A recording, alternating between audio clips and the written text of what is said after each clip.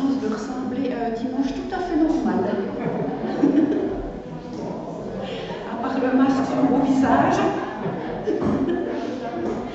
Mais je crois que c'est l'heure, donc on va gentiment commencer. Ceux qui ont un petit peu de retard, j'espère que vous allez trouver de la place en respectant les distances. En tout cas, moi je suis heureuse d'être devant vous ce matin. Il y a un petit problème encore à la technique. Je vous souhaite vraiment une cordiale bienvenue à chacun. Et puis on pourrait presque parodier la chanson. Hein. J'espère qu'on puisse tous dire ce matin, les gens de couvre dans le cœur le soleil qu'ils n'ont pas ce jour.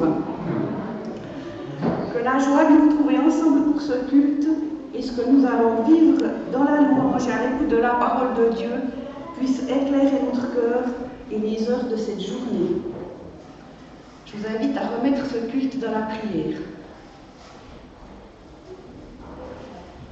Oui Seigneur, on aimerait te remercier ce matin pour la possibilité que tu nous donnes de nous retrouver ensemble, pour te louer et t'adorer, pour être simplement ensemble en tant que frères et sœurs, en tant que tes enfants dans la foi, en tant que personnes qui ont envie de se mettre à ton écoute, d'apprendre un peu plus de toi, et que toutes ces choses, que tous ces cadeaux qui nous viennent de toi puissent éclairer notre cœur, Seigneur, puissent nous aider à avancer un pas après l'autre à ta suite, puisse nous aider à comprendre un petit peu mieux ce que tu nous dis, ce que tu veux de nous.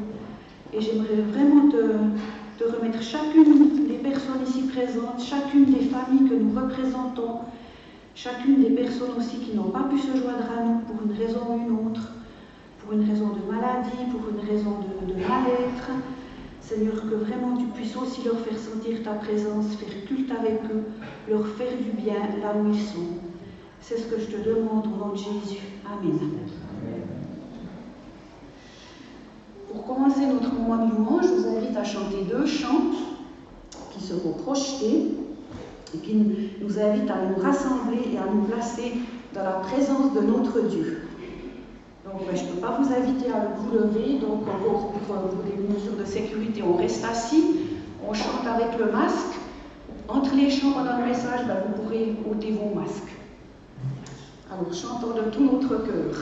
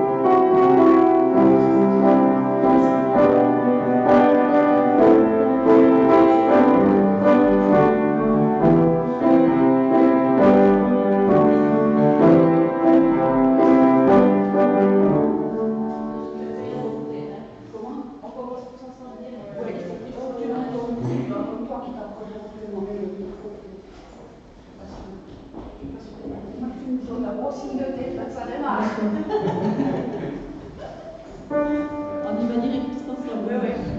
Thank you.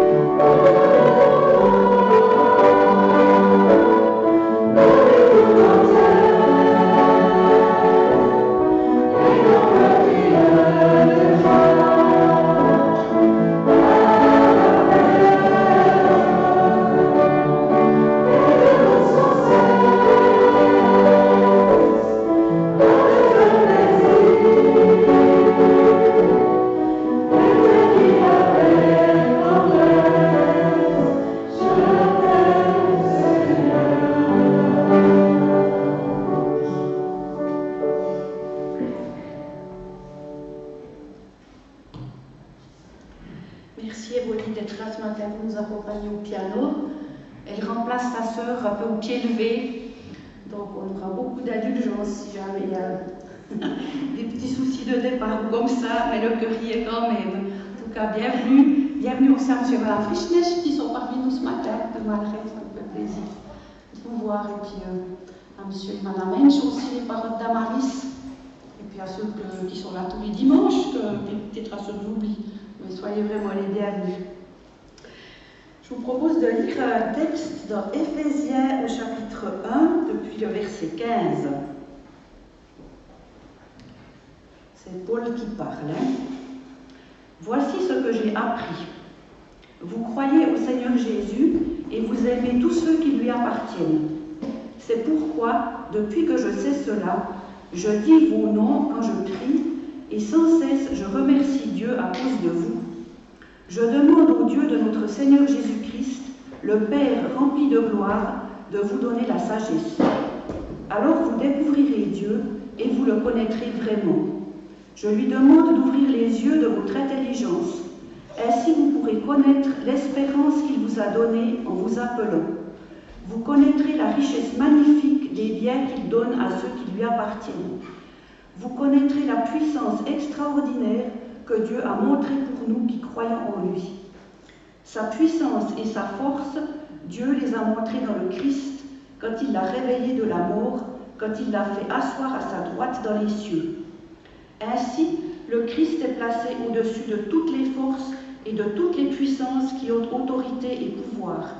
Il est au-dessus de tout ce qui existe, non seulement dans le monde d'aujourd'hui, mais aussi dans le monde qui vient. Oui, Dieu a tout mis sous les pieds du Christ. Il a mis le Christ au-dessus de tout et il l'a donné comme tête à l'Église. L'Église est le corps du Christ. En elle, le Christ est totalement présent, lui en qui Dieu habite totalement. Je vous invite encore à chanter 2 chants qui célèbrent ce beau nom de Jésus.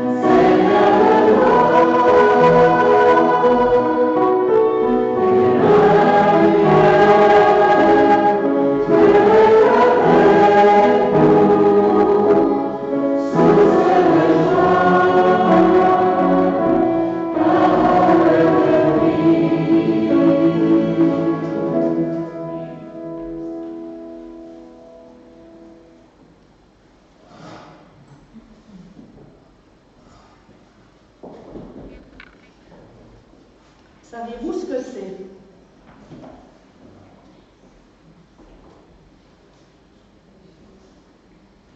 C'est incompréhensible et imprononçable, et pourtant c'est un prénom. C'est le prénom du dernier né d'Elon Musk, un des puissants de ce monde. Pauvre petit. C'est un commentaire tout à fait personnel. Quand, en tant que futur parent, vous choisissez un prénom pour votre enfant à naître, plusieurs options s'offrent à vous. Un prénom qui sonne bien à l'oreille, un prénom qui a une signification particulière, un prénom qui fait partie du patrimoine à transmettre, un prénom original. J'ai l'impression que tout parent nourrit le secret espoir que le prénom de son enfant soit unique, quitte à ce qu'il soit imprononçable et incompréhensible. Un nom unique pour une personnalité unique.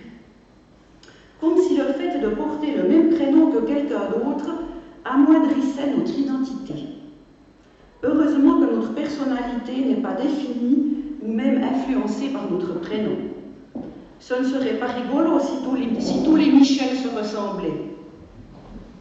De même qu'une personne peut avoir un prénom incompréhensible, un prénom peut être donné à autre chose qu'une personne. Connaissez-vous Siri? Siri n'est ni une femme ni un homme, c'est une voix. Juste une voix électronique qui peut répondre à des questions de toutes sortes sur nos iPhones. Pour qu'un prénom définisse une personne précise, il faut qu'il soit complété par un nom de famille. Michel? Quel Michel? Michel Rosset? Non, Michel ma fille. Ah oui, je vois qui c'est. Il y a même une famille Michel aujourd'hui parmi nous.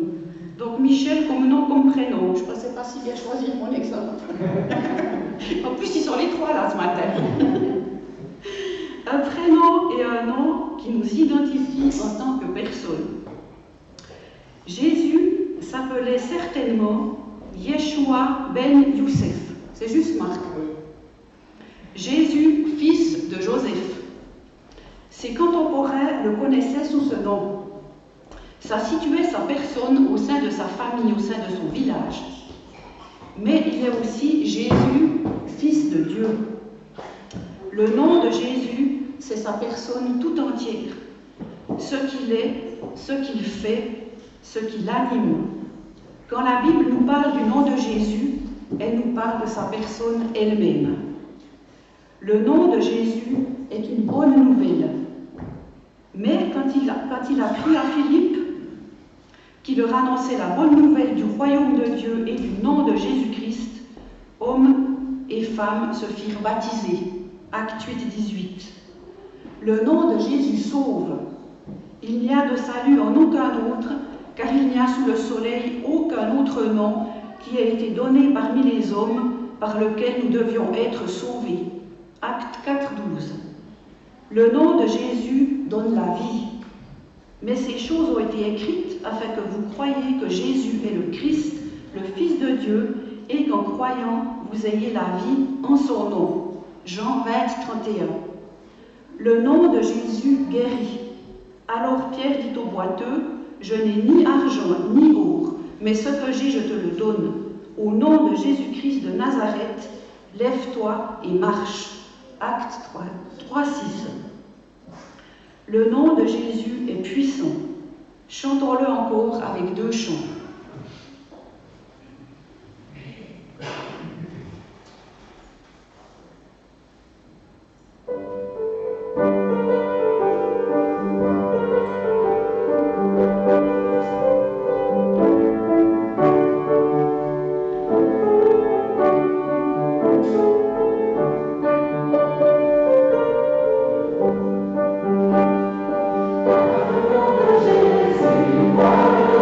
Jésus,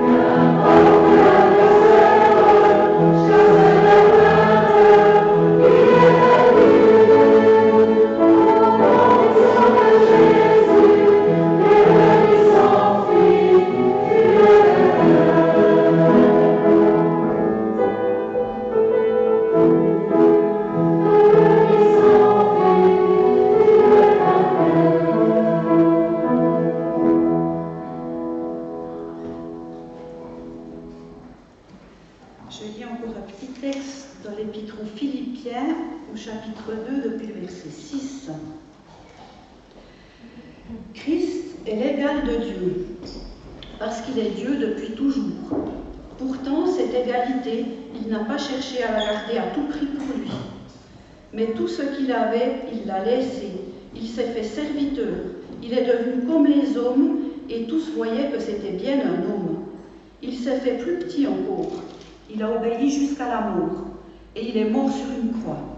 C'est pourquoi Dieu l'a placé très haut, et il lui a donné le nom qui est au-dessus de tous les autres noms.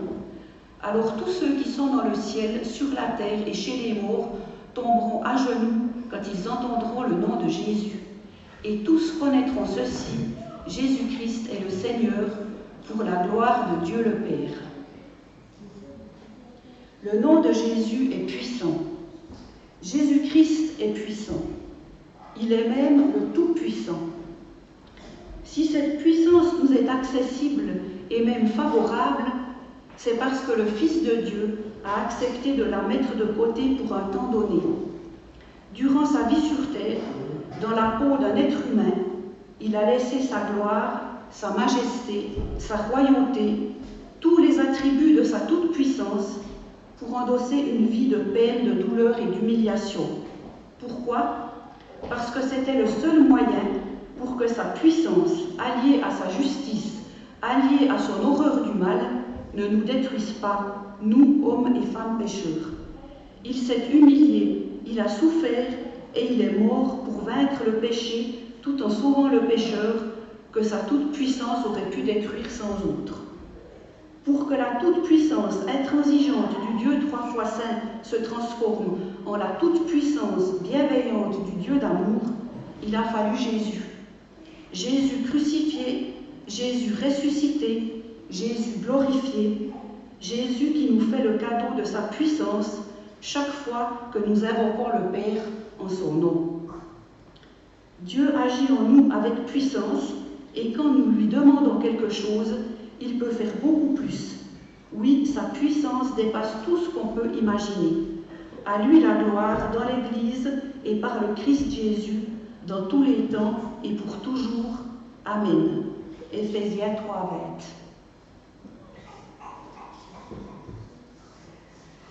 Maintenant, je vais donner la parole à Mélanie Laubert. Si vous avez eu l'ordre du jour de l'assemblée, de notre prochaine assemblée de membres, vous aurez vu que nous allons l'accueillir comme membre mercredi soir. Et puis, elle a été d'accord de nous donner un petit mot de témoignage maintenant. Alors, je lui cède volontiers la parole. Je me réjouis de l'entendre et je me réjouis aussi mercredi de pouvoir l'accueillir comme membre parmi nous. Mélanie, à toi.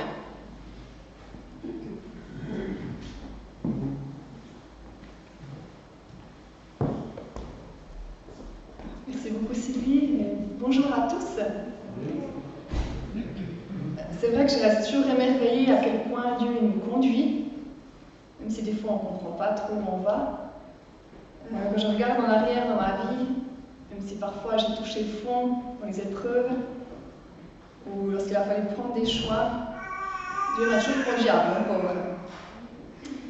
Juste en quelques mots, par rapport à ma vie chrétienne, quand j'étais enfant, avec ma famille, on était plutôt dans ce qui était hindouisme, bouddhisme. Et à l'âge de 9 ans, Dieu s'est invité chez nous. Et ensuite, j'ai grandi à l'armée du salut. Et voilà, vers l'âge de 20 ans, j'avais vraiment cette envie de me faire baptiser. Et je me suis sentie appelée à changer d'église. Et donc, je suis partie dans une église évangélique à Vienne. Et je me suis fait baptiser. Mais c'est sûr que des fois, voilà, Dieu nous amène sur des chemins où on ne s'attend pas, il nous surprend. Et un matin, quand j'étais au culte, j'ai perdu cette paix et j'ai vraiment... Enfin, voilà, Dieu m'a appelée à partir. C'était vraiment pas facile. Et surtout quand voilà, on ne voit pas forcément l'étape suivante. On avance à tâtons. Mais j'ai décidé de faire confiance. Et Dieu, il a fait au-delà de ce que je pouvais imaginer. Et donc, je suis arrivée ici, chez vous. Et ma famille et moi, on a été accueillis avec beaucoup d'amour, de bienveillance. Vous nous avez encouragés, vous nous avez soutenus. J'ai été inspirée par vous, motivée, conseillée, et j'en passe. J'ai trouvé ici vraiment une vraie famille spirituelle et beaucoup de bénédictions. Dans ces temps, des fois de crise où on sent qu'il va y avoir un changement, Dieu veut nous amener plus proche de lui, mais il nous amène toujours dans les verts pâturages et nous ouvrir à de nouvelles perspectives et nous transformer toujours plus à son image. Et j'aimerais citer ce verset dans Psaume 32:8 aussi pour vous encourager, vous, où Dieu est dit « Je vais t'instruire et t'indiquer le chemin que tu devras emprunter. Je serai ton conseiller et mes yeux veilleront sur toi. » J'aime particulièrement cette dernière partie, « Mes yeux veilleront sur toi ». Cet été, quand j'avais la piscine avec mes enfants, je gardais toujours un œil dessus, au cas où si tout à coup il y en a un qui se noie, je suis prête à le secourir. Et j'aime cette image de Dieu qui a ses yeux qui veillent sur nous, qui est prêt à nous rediriger sur le chemin qu'il a choisi pour nous. Et malheureusement, des fois, c'est un peu difficile aussi de voir où Dieu veut nous emmener, de connaître sa volonté. Et bien souvent, j'aurais voulu avoir une espèce de kit prêt à l'emploi, genre comment discerner la volonté de Dieu en 2 étapes ou en 5 minutes. Mais avec Dieu, ça ne marche pas comme ça.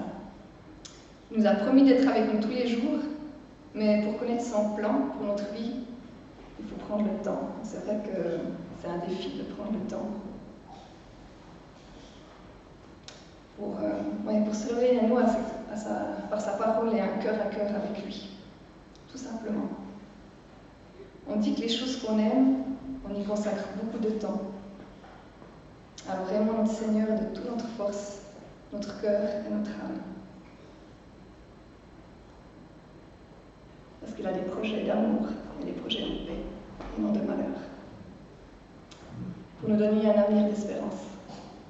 Amen.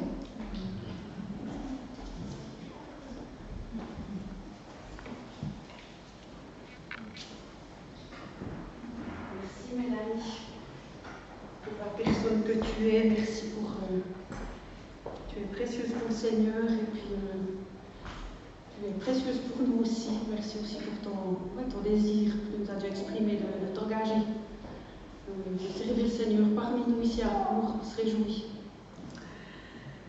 Alors elle va revenir après devant nous parce qu'elle avait eu à cœur qu'on ait un moment de prière vraiment particulier un petit peu ce matin. Donc je vous invite maintenant pour chanter un chant en Jésus seul, qui résume bien tout ce qu'on a dit ce matin, aussi le témoignage de Mélanie.